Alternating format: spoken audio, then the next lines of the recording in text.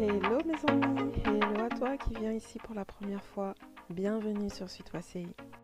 On m'appelle Célie et ici je te partage les meilleures recettes qui mettent du soleil dans les cœurs et dans les assiettes. Aujourd'hui, tu vas faire avec moi une recette de boulettes de morue à la brésilienne. Ces boulettes sont bien croquantes et croustillantes et bien sûr elles sont délicieuses. J'ai aussi une super recette de boulettes façon créole, alors n'hésite pas à me dire en commentaire si tu as envie de la voir. Allez, c'est parti!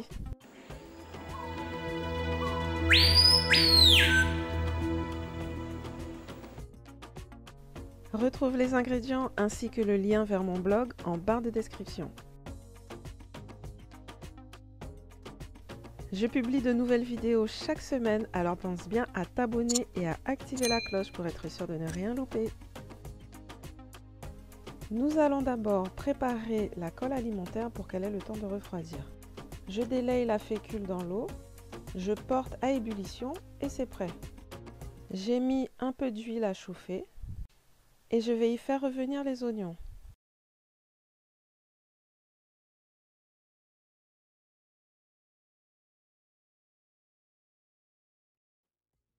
Je remue de temps en temps. J'ajoute l'ail haché, le concentré de tomate et je mélange bien.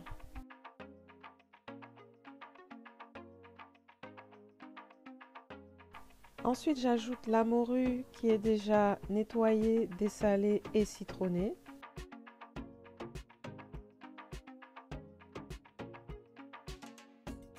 Je mélange à nouveau.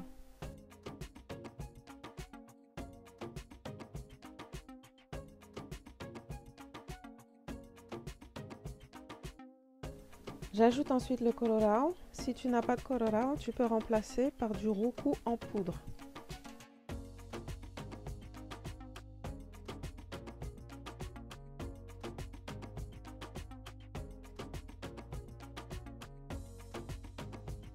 Puis c'est au tour du piment végétarien.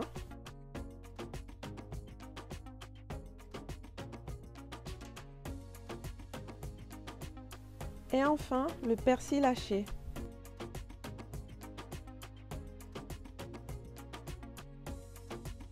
Donc voilà, notre farce est prête. On va la mettre de côté le temps de préparer la suite. Je mets l'eau à chauffer avec le beurre.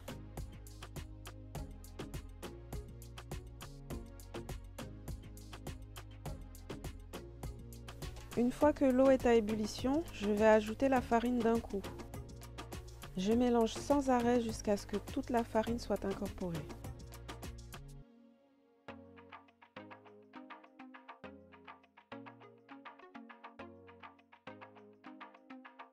Une fois que toute la farine est incorporée, je continue de travailler la pâte jusqu'à ce qu'elle se décolle complètement des bords et du fond de la casserole.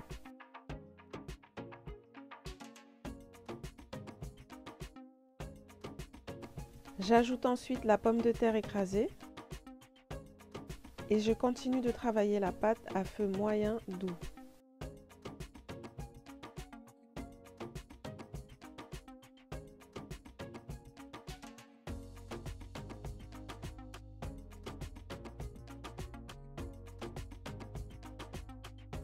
Une fois que la pâte est cuite, je la verse sur le plan de travail et vais la pétrir quelques minutes pour la rendre plus lisse. J'ai attendu quelques minutes que ma pâte tiédisse un peu. Maintenant, si elle est trop chaude, tu peux la pétrir à l'aide d'une spatule. Je vais maintenant incorporer la farce dans la pâte. Je l'ai ajoutée en 2 fois.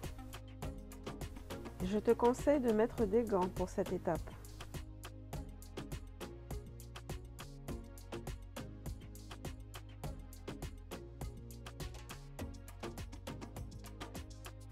Une fois que la pâte à boulettes est prête, je l'emballe dans un sac congélation ou du film alimentaire pour éviter qu'elle ne sèche. Je sépare maintenant la pâte en 2 ou en 4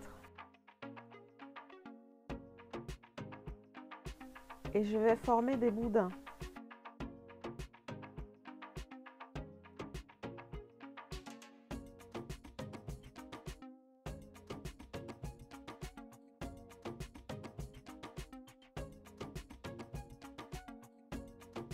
Ensuite, je découpe des morceaux de même taille pour avoir des boulettes uniformes.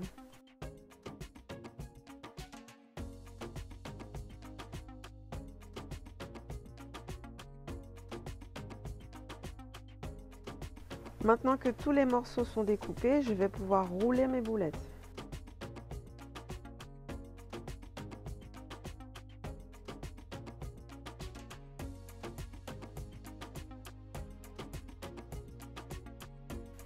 Toutes les boulettes sont prêtes, on va pouvoir les paner. C'est-à-dire qu'on va les passer d'abord dans une colle spéciale alimentaire et ensuite dans de la chapelure.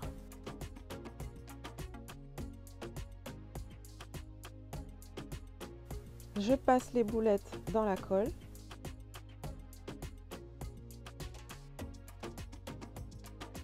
Je les égoutte rapidement. Si tu le souhaites, tu peux utiliser une écumoire pour cette étape.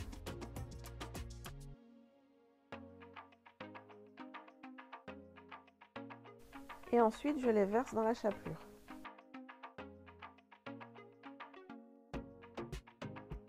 Je dispose les boulettes de morue sur un plateau.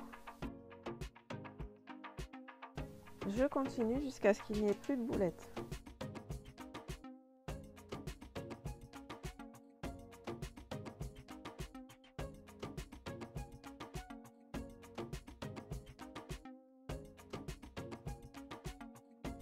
Juste un petit conseil, pour te faciliter la tâche, je te conseille de mettre la chapelure dans un sac congélation.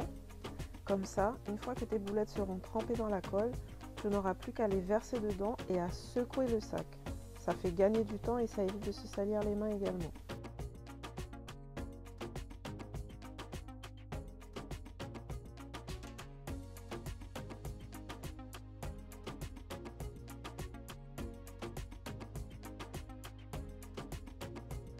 Pendant que je préparais mes boulettes, j'ai déjà mis l'huile à chauffer.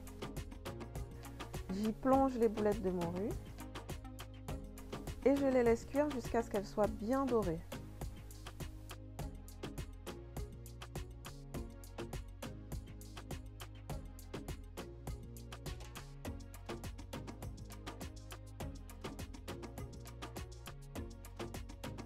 Une fois qu'elles sont bien cuites et bien dorées, je les retire et les laisse égoutter sur du papier absorbant. Si tu n'as pas de papier absorbant, tu peux les faire égoutter sur une grille.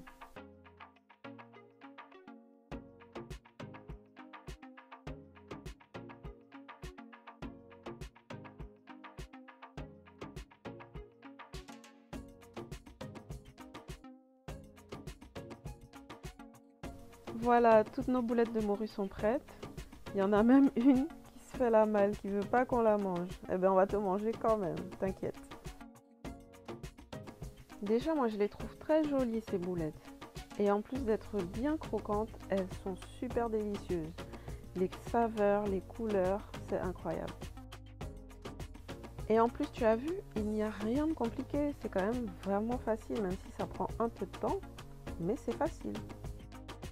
En tout cas, j'espère que tu essaieras la recette et j'espère aussi que cette vidéo t'a plu. Et si c'est le cas, n'hésite pas à mettre un petit pouce bleu, à commenter et à partager bien sûr. Et si tu n'es pas encore abonné, mais qu'est-ce que tu attends?